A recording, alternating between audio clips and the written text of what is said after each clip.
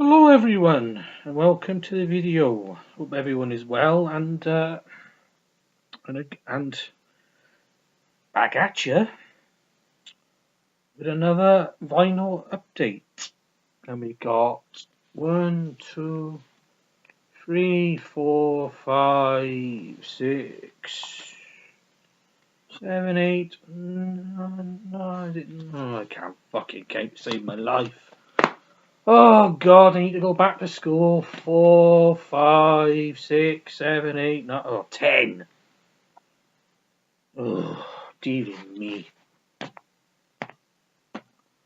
yeah, the first record we're going to look at is Public Image Limited, first issue. So yeah, I've been wanting to get this on vinyl for ages. You know, what an incredible album. Absolutely incredible.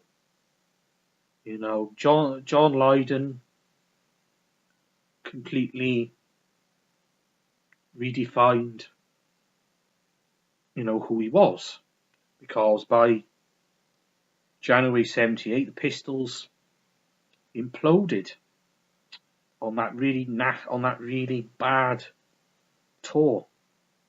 Because I gotta be reading a book on them tour in America. This book, and it's just I found it very hard to read. Just so very depressing read. To read about Sid Vicious just wanting to get a fix all the time, and most of the time his bass guitar wasn't plugged in, and just absolute mess. You listen to Winterland, and it's just Steve Jones tuning up all the time because apparently he changed his strings on that day, and he's just his. It took a while. From what I've heard, guitar strings take a while to settle, if that's the right word, and it's just terrible.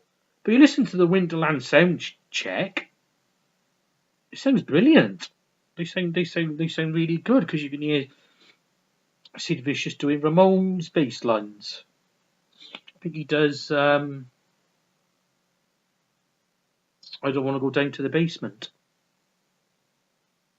and it's just brilliant. But it's just such a hard read, isn't it? Yeah, so with the Pistols imploding, John Lydon went to Jamaica, and then of course a couple of months later he assembled Public Image Limited with Keith Levene, Jar Wobble, and Jim Walker, and he made this incredible album.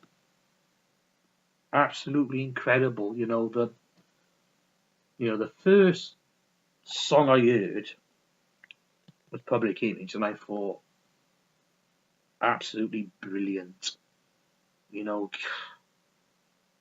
Jar Wobble's bass line, just absolutely thunderous. Absolutely thunderous. And Keith Levene's guitar work, just absolutely wall smashing. Incredible wall of sound.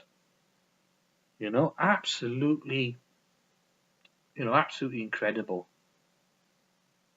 Just Keith Levene does not get enough credit. He just doesn't. He pretty much mapped out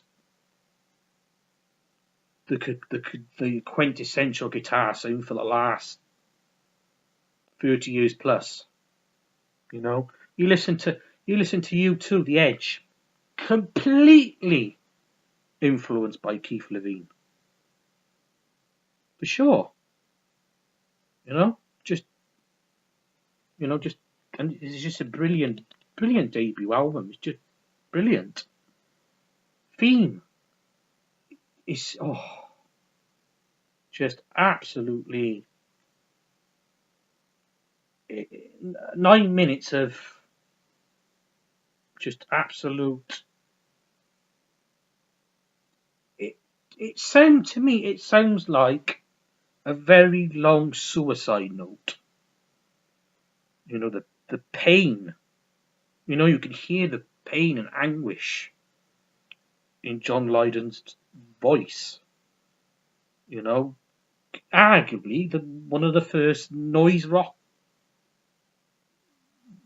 songs. You know, just incredible.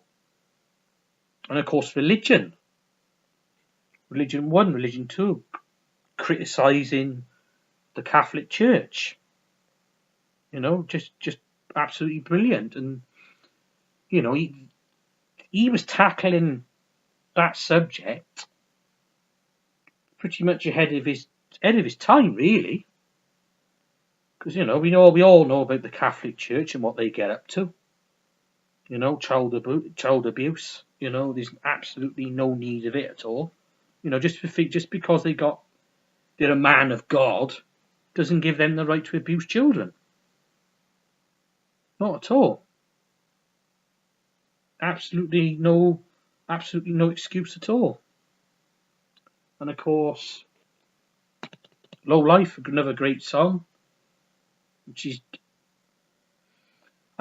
there are lines in it. I think it's about Sid Vicious, and then there's other lines that's about Malcolm McLaren. You know, bourgeoisie anarchist. The alter ego's a moron. 30 years too late. You know, brilliant. Just an Attack, brilliant. Annalisa, brilliant. And of course, Fonda Stomp, which is like big disco dubby piss take. I think I read it was to piss off the record label because they thought, oh, you haven't got enough songs yet. Oh, we'll just pad it out with this. It's just brilliant with a fire extinguisher on there, getting sprayed, and that bloody "we only wanted to be loved." Just brilliant. You know, brilliant. You know, just a brilliant album. If you've never heard it, it's brilliant. Brilliant album. Brilliant. Next album is Bill Nelson, Quit Dreaming and Get on the Beam. Yeah, again, more Bill Nelson. I just think, just brilliant Bill Nelson. Bebop's Deluxe. Completely underrated. You know, and this is his first solo album. So it was made. It took a couple of years for this to be released. It was made around, let's have a look, between 78 and 79, and the single off this album, Do You Dream in Colour, coming in 1980, which I got on single, is just brilliant. You know, it's just really good. Really good, you know, that really, you know, it has that 80s new wave style, which I love. You know, really good. I haven't listened to the whole of the album yet, but I know it's going to be good. And another fact, which I did know about Bill Nelson, is he produced the first Flock of Seagulls album, which is another great album. You know, because if you listen to Bebop Deluxe's, what's the name of the album? I forgot the name of the album. The last, Drastic Plastic. If you listen to Bebop's Drastic Plastic, it sounds like what Flock Seagulls would do. That sort of style, you know. And that Drastic Plastic, You know, it was made in 78, 79, and it doesn't. It sounds out of time. You know, it doesn't sound. You know, it just sounds ahead of its time. You know, with those synthesizers. So yeah, Bill Nelson, really good, very underrated, and deserves more recognition. So yeah, next album is one of the great 60s bands, psychedelic garage rock, or garage rock, as they say in America, and I'm talking about Love. Capo or Capo or whatever. So yeah, Love, just really great band. You know, one of the first mixed rock bands of the 1960s. Arthur Lee, singer, just, you know, 1960s at a time where there was still that, you know, that racial segregation, which to me I just don't understand at all. You know, I just don't understand it. You know, the end of the day, we're all human. We're all on this planet together. You know, I don't give a fuck what colour you are. It doesn't matter to me. It doesn't matter to me at all. We're all brothers and sisters, you know. So it doesn't bother me, and things like that, you know. I mean, 60s are not that long ago, and you think it's just terrible, absolutely inexcusable. You know, some of the atrocities. You know, just dreadful, absolutely dreadful. So yeah, this is I think it's their second album, and it has that really great garage rock style, psychedelic rock style. Got some great songs on here. The Castle, really good. She Comes in Colours. Stephanie Noso, just you know, athlete, really great vocal style, really good, and probably my favourite song on here is 7 and 7 Is. You know, people talk about, where did punk rock start? You know, who was the first band? What was the first song? It's always a debate. Always a debate. You know, I don't understand the term proto-punk. You know, I've never understood that term. To me, you know, it's a genre by itself, and it's like, it's either punk or not. You know what I mean? For me, punk is, it's an attitude. You know, it's an attitude. You know, I mean, I think 50s rock and roll was punk. You know, the Beatles were punk. You know, the Kinks were punk. The Pretty Things were punk. Hawkwind were punk. Pink Fairies were punk. You know, that, you know, very uncompromising attitude and style. You know, and you listen to 7 and 7 Is, it's just, it sounds like, to be honest, it sounds like a hardcore punk song. You know, the drums on that are absolutely immense. Incredible drummer. And you know, and the vocal style on it sounds like something that Bad Brains or Death would do. You know, that vocal style. And I can't believe that song was made in 1966. because it does. It sounds like a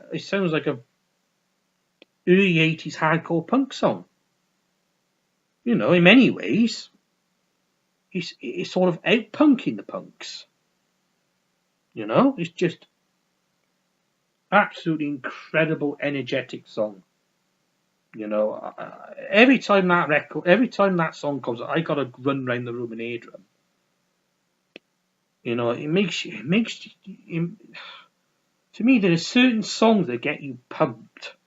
You know, particularly when you're depressed and you're looking for really energetic songs to play to get your mood up. That is one of the songs to really, really get your mood up. Just absolutely brilliant. Brilliant band. Love, absolutely brilliant. You know, Arthur Lee, you know, we lost him too early. So, rest in peace. So yeah, Love, brilliant. And as we were talking about Death, the band, Death, new. So yeah, what can I tell you about Death? Well, the first time I'd heard of Death was on a Mojo magazine compilation, Keep On Knocking. And I thought, this is fucking awesome. Absolutely awesome. And then when I started to read about them on the internet, just absolutely sort of like, sort of like a fairy tale story. Because I can't remember what website it was, but I remember reading Death, punk before punk, first black punk band, and I was like really intrigued. I was like, wow, because I always thought that Pure Hell were the first black punk band, but no, these guys are punk. You know, none of that proto-punk or it's proto-punk shit. These guys are punk. They are punk as fuck. You know? So yeah, I remember reading about them. And then a year later, might have been a year later, I got the CD for the whole world to see, which he released in 2009. And basically they were sort of like demos from about 1974, 75. They hadn't been released before. They were just, they kept away. It was like nobody, because of their name, when they were a black rock band, people was like they didn't seem to want anything to do with them, which quite frankly is their fucking loss. You know, because those, for the whole world to see, should have been released back then.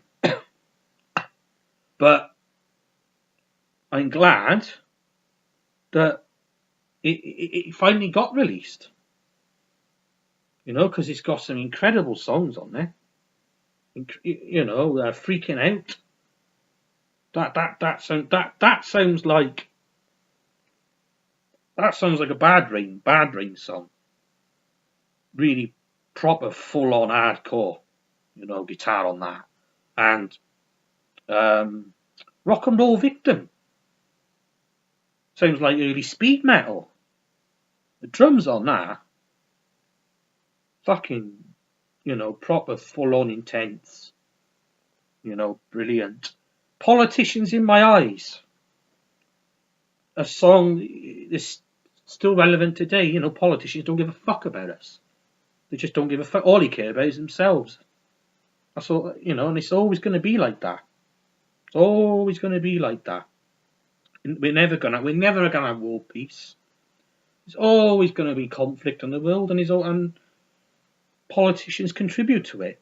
You know, they're liars, they're cheaters. You know, they don't give a fuck.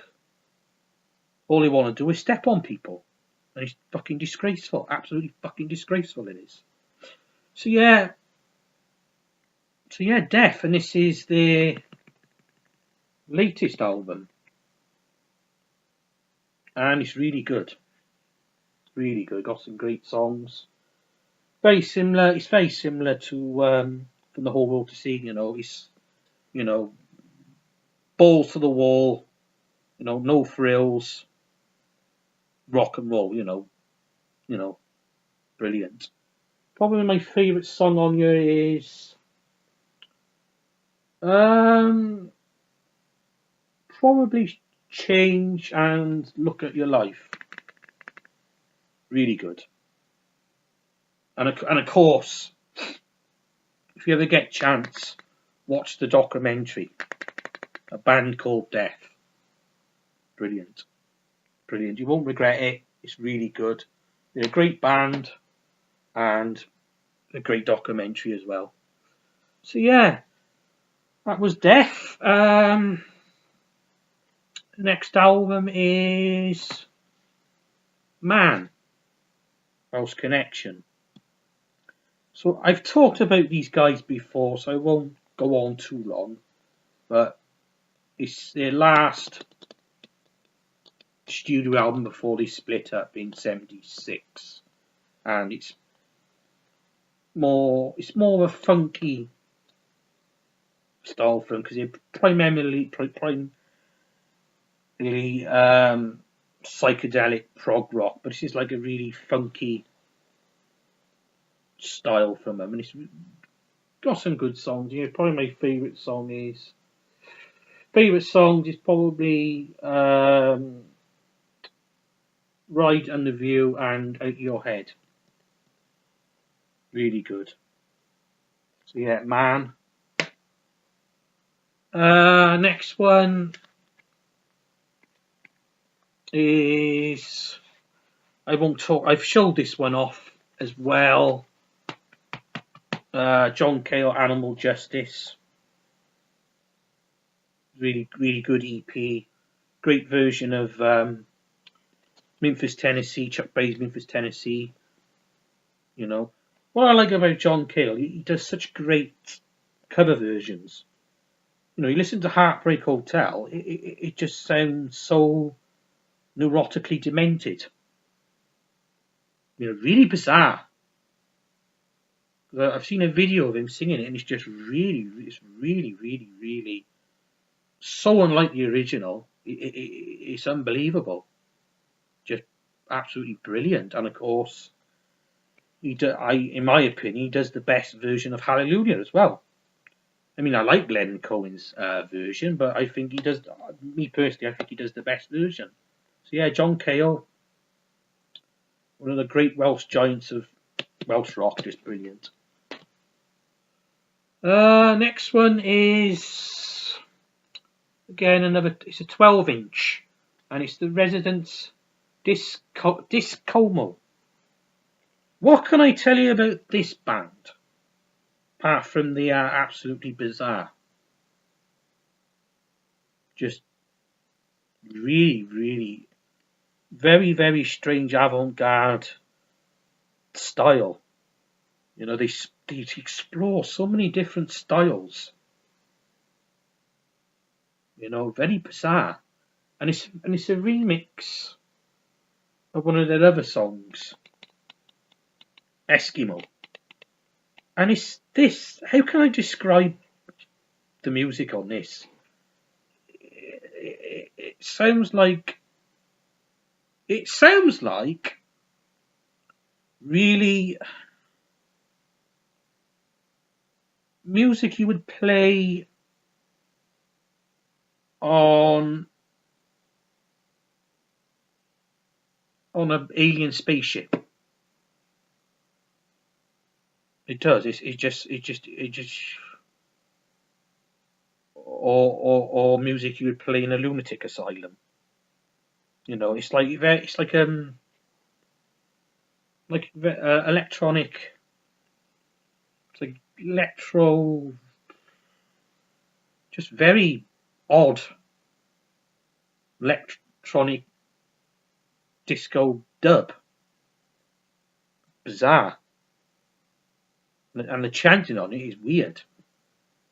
It's like it's very squeaky vocoder. It's going smack me moing smack me moing, chanting that over and over and over and over and over again to this really weirdly funky disco beat. Bizarre.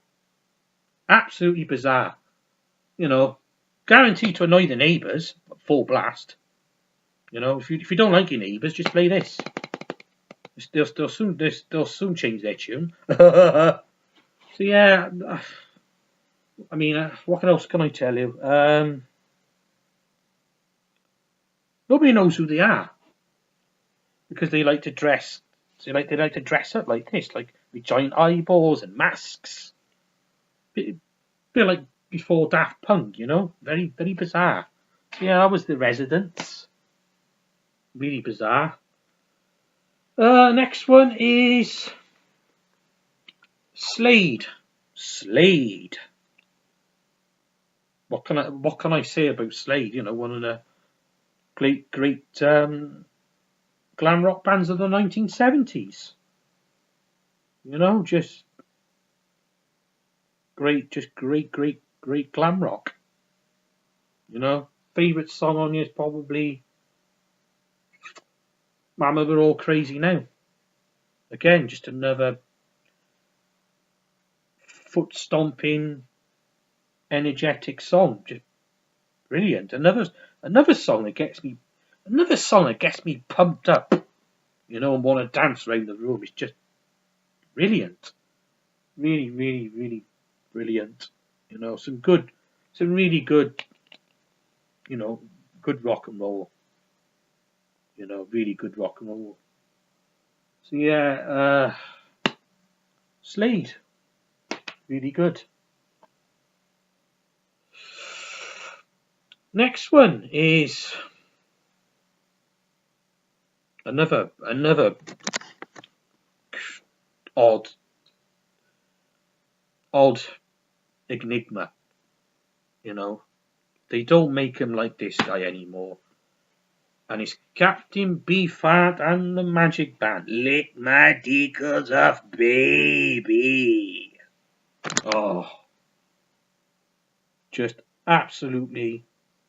Captain Beefheart, I mean, one of the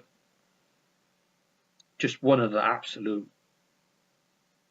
you know, pretty much, you know, inspired, you know, particularly the post-punk generation, you know, just and pretty much experimental rock and avant-garde music, you know, just, I mean, just brilliant. His vocal style, you know, it sounds like an alien. It sounds like an alien howling wolf times 1,000. Yeah, a psychotic alien howling wolf times 1,000. You know, electricity. I scream for Crow. Oh, it's hot. I scream for Crow. And this album is just, you know, bonkers blues. You know, it completely. I wouldn't say I was a big fan of blues music. I like bits and pieces. I can take bits and pieces from blues. I mean, I don't mind Howlin' Wolf. I don't mind John Lee Hooker. But if all blues was like this, I would probably invest more time in it because it's bonkers blues. You know, the clarinet sax on, yeah. Was it clarinet? No, I don't know. What am I on about now? Talking shit again. Oh God. the tender sax and the clarinet on this, on some of the songs, it sounds like it sounds orgasmic. It sounds like it's being raped. Just very, very, very bizarre. And example is Japan in a Dishpan. The sax on that, it sounds saucy and really, really, really horny. It just does. It's bizarre, really bizarre. It sounds that I never thought I would hear from a sax. You know, because what I find with a lot of sax music is tends to be, for me, tends to be very narrow and very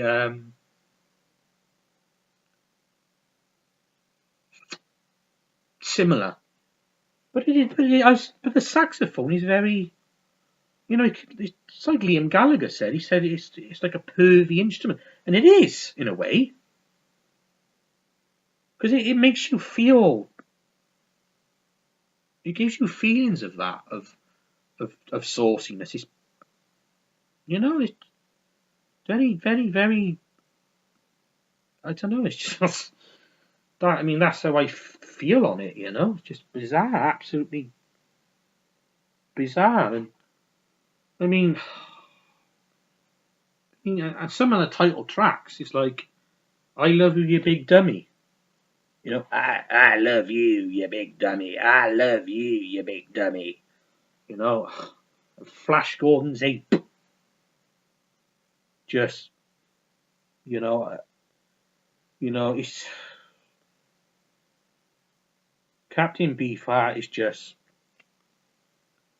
you know, once you've listened to that, it's like once you've listened to Captain Beefheart, you just can't come back. You know, it's just, you can't unlisten. You know, once you've listened to him, it is in here. You know, it stays with you. It's music that stays with you, and it makes you think. You know, it's just it's unforgettable music. You know, it's like, I recommend Safe as Milk as well. It's a great album, and I'm hoping to get all his albums. So yeah, Captain Beefheart, lick my decals off, baby. So yeah, that was Captain Beefheart. God, around 32 minutes, Jesus. So yeah, the last one is a bit of modern reggae. Hollie Cook, Vessel in Love, the latest album, and it's I mean, look at the lovely artwork on that. That is beautiful. It's like something out of like a old 90s Nickelodeon cartoon. It looks really good. You know, really, really good. You know, what can I tell you about Hollie Cook? Just great, just a really great singer. She has a very seductive,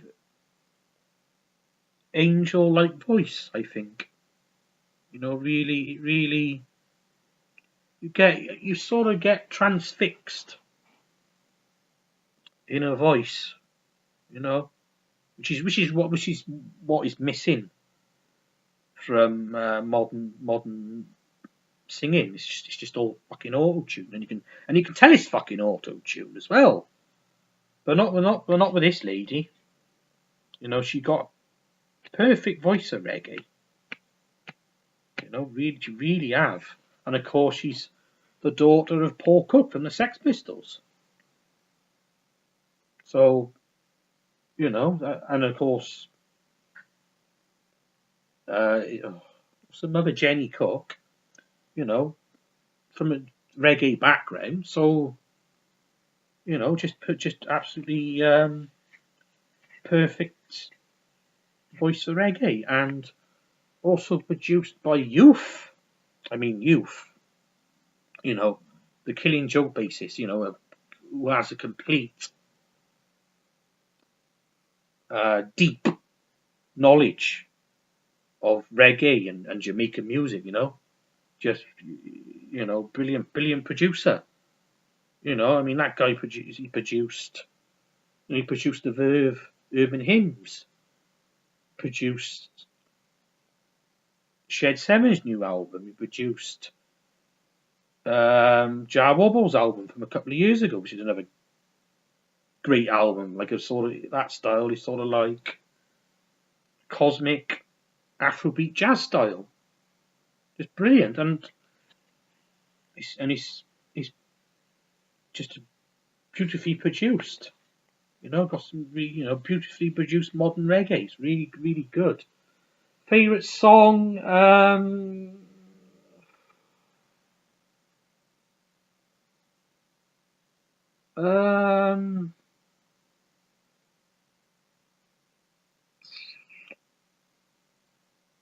Probably